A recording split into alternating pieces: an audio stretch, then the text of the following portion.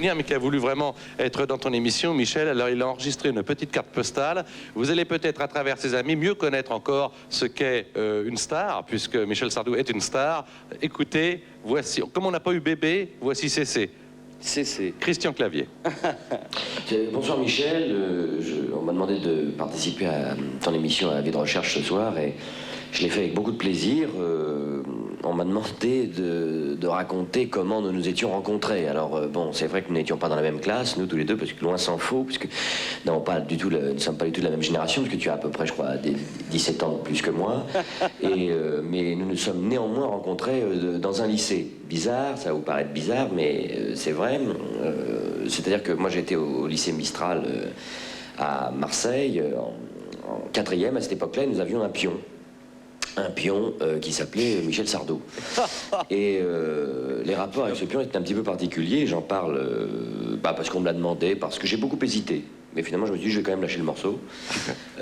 Parce que les rapports avec ce pion étaient un petit peu particuliers, dans le sens que, c'est vrai, tu le reconnaîtras aujourd'hui, pour pouvoir lâcher ton boulot de l'époque, savoir pion, et te mettre à chanter, ce qui a porté ses fruits aujourd'hui, on le sait, tu rackettais la classe, et nous en particulier.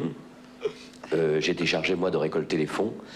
Et donc, pour nous permettre de ne pas nous frapper, tu rackettais la classe. Et donc, tu as obtenu comme ça un peu d'argent, pas beaucoup. C'était des petits profits, mais enfin, quand même, c'était sur des enfants.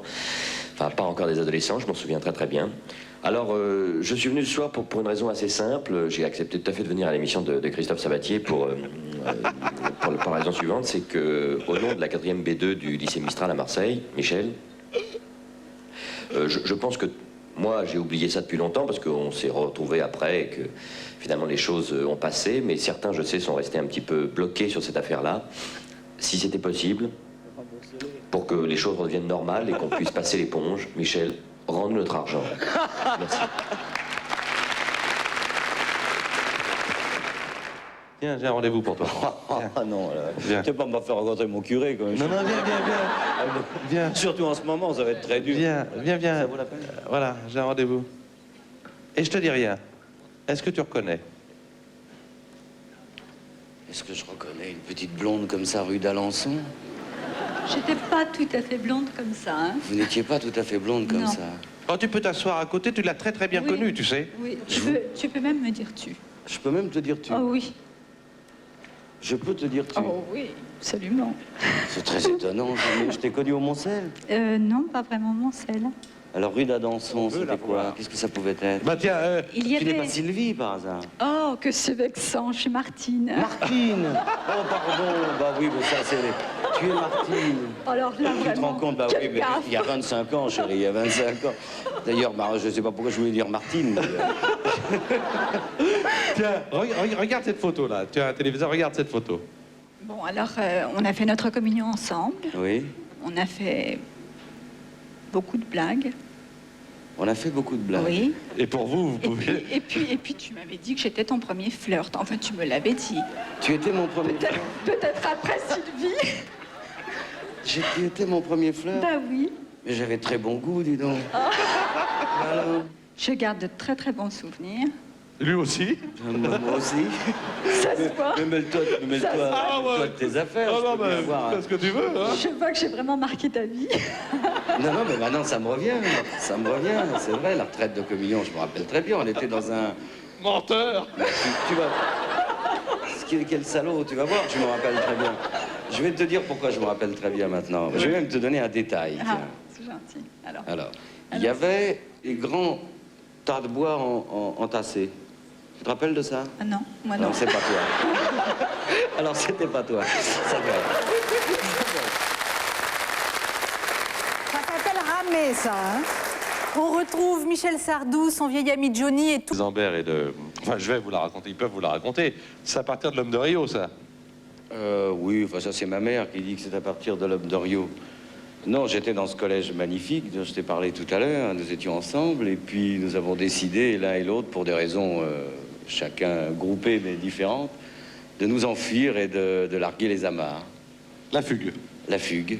Alors, on avait une idée en commun, partir au Brésil.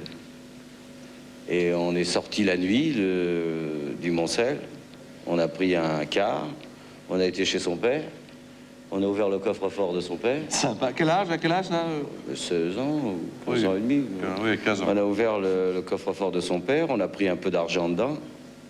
Mais poli, on n'a pas volé. On a dit, on a pris. Oui. Bon. On rendra. On rendra.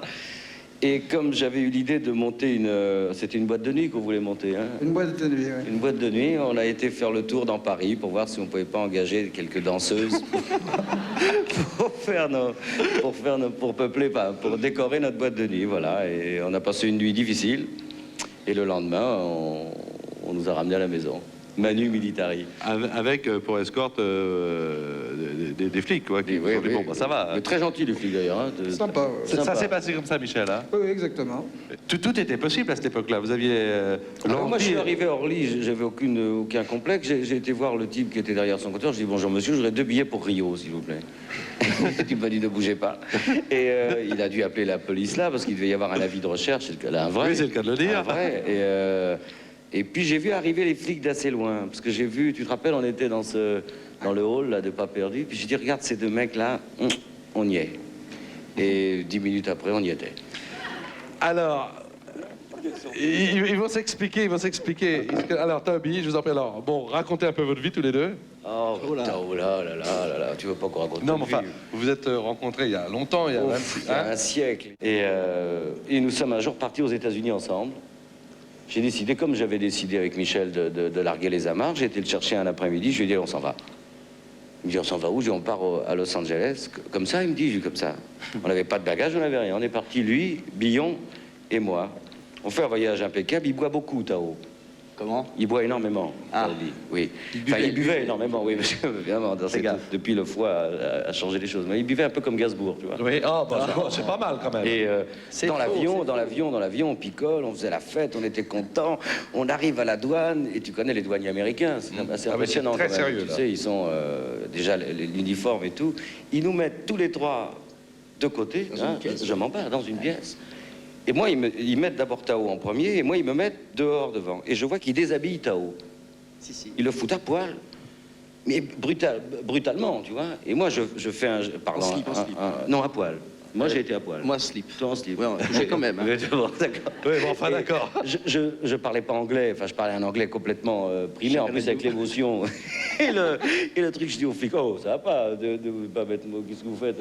Et le type me met un calibre sur le front comme ça, don't move, putain, don't move, je me voyais dans un film, j'ai don't mouvé, j'ai débaissé mon frère. Il était persuadé que, comme on était 3 jeunes gens dans un avion sans valise et sans rien, on était suspect, quoi. Il pensait qu'on avait de la drogue, qu'il y avait, je ne sais pas quoi. Mais on a mis du temps. Et en plus, comble de malheur, Billon, qui était très coquette à l'époque, Elle est toujours. elle l'est toujours, avait du shampoing en poudre. Ouais. Tu sais, alors poudre blanche, shampoing blanc, on était très très mal barrés. Enfin, ça s'est bien terminé. Alors vous avez un tatouage, donc vous êtes à 3 à avoir un tatouage, hein, Oui. c'est ça? Ouais. Sur l'épaule droite. Là. Il y a quoi sur le tatouage? Moi, j'ai Taobi Billon.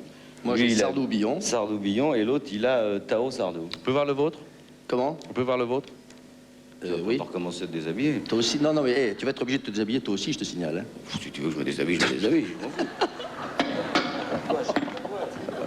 Voilà. On va voir les tatouages quand même de... Voilà. Ah, voilà. Alors tiens, Rémi. Voilà. On voit le tatouage. Exactement. Ah, bravo, hein, quand même. Ça, c'est du tatouage. Un coup de foudre pour une autre femme. Exact. Et puis il se trouve que ces 2 femmes s'entendent très bien. Elles s'entendent de telle façon que ce soir, elles ont voulu ensemble te chanter une chanson. C'est pas vrai. Voilà. Ah, je le crois pas.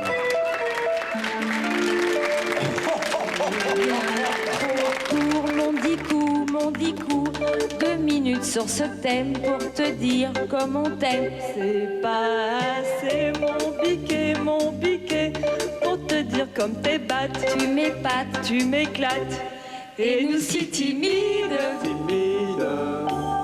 pas vraiment solides.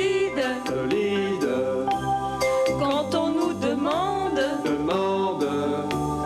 de venir chanter sans se tromper ce grand bonheur qu'on a couche dans nos cœurs. Même si parfois t'es bougon, t'es grognon, pas dans ton assiette, t'es quand même le plus chouette. On a les jetons tout au fond de nos souliers, c'est de la faute à la une, à Patrick Sabatier.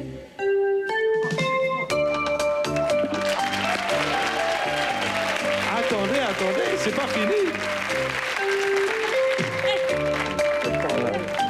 Mouche et Babette, alors? C'est bien trop court, mon dicou, 2 minutes sur ce thème pour te dire comme on t'aime. C'est pas assez, mon biquet, pour te dire comme t'es sans sas, on s'efface. Bravo, Mouche et Babette.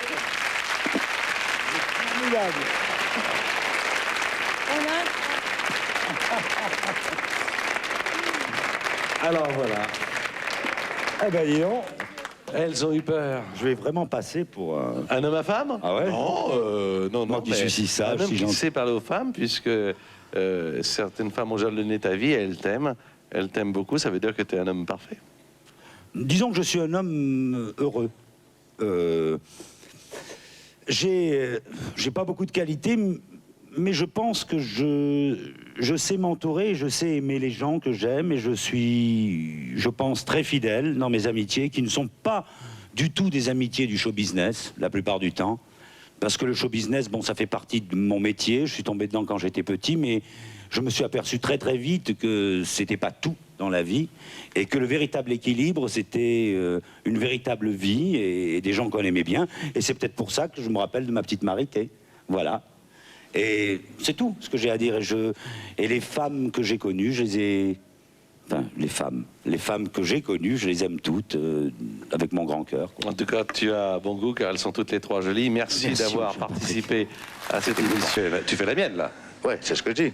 Bon, on fait la même, quoi. Enfin, on fait la même. Enfin, Alors, j'aime pas quand non, tu j'ai me parles une comme ça. surprise parce que j'ai fait quelque chose pour toi, tu vas m'enlever ça.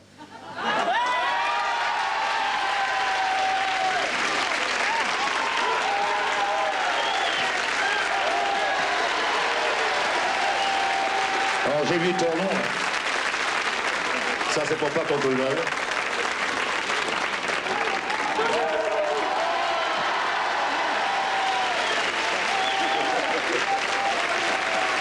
Alors, tu me feras plaisir de le porter, quand même. Hein. Où est la guitare? Oh, c'est avec ça. Ah bah écoute, ça me fait plaisir. Voilà. C'est sympa, hein? Il n'est pas mieux comme ça.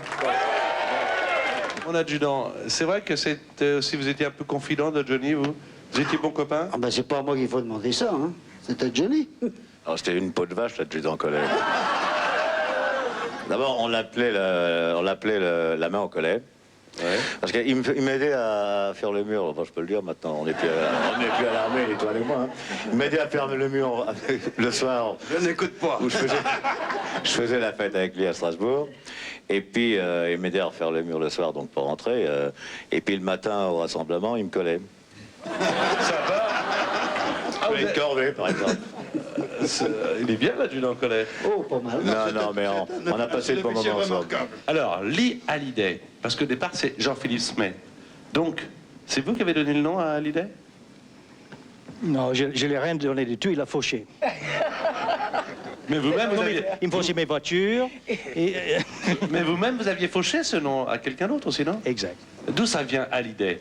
C'était notre docteur de famille en Oklahoma. En Oklahoma, un docteur qui s'appelait Hallyday. Il s'appelait d'ailleurs John Hallyday. John Hallyday.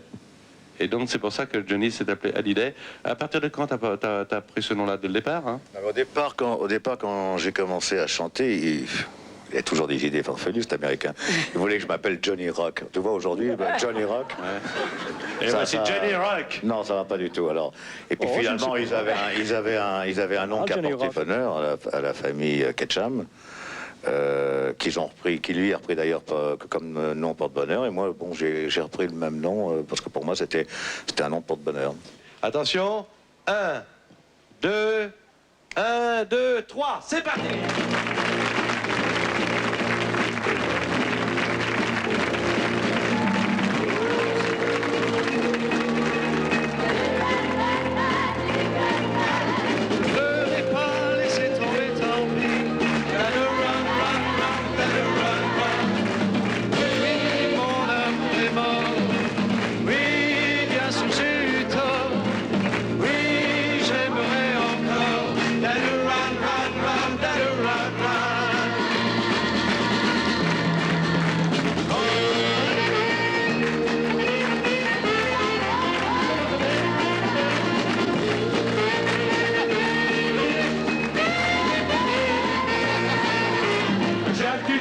Pierre Billon, Longpris, Sacha Distel, Sacha Roule, Tony Franck et Françoise Hardy va venir nous rejoindre également.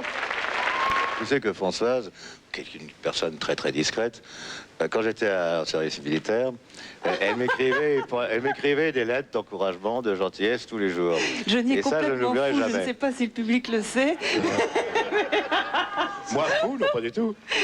Sacha, c'est On, toi on se voit pas très souvent parce que c'est assez amusant. Chaque fois qu'on se voit, il me raconte cette histoire que j'ai pas cessé de lui écrire pendant son service C'est militaire. vrai, c'est vrai. Je peux vous dire solennellement à tous ici que c'est entièrement faux.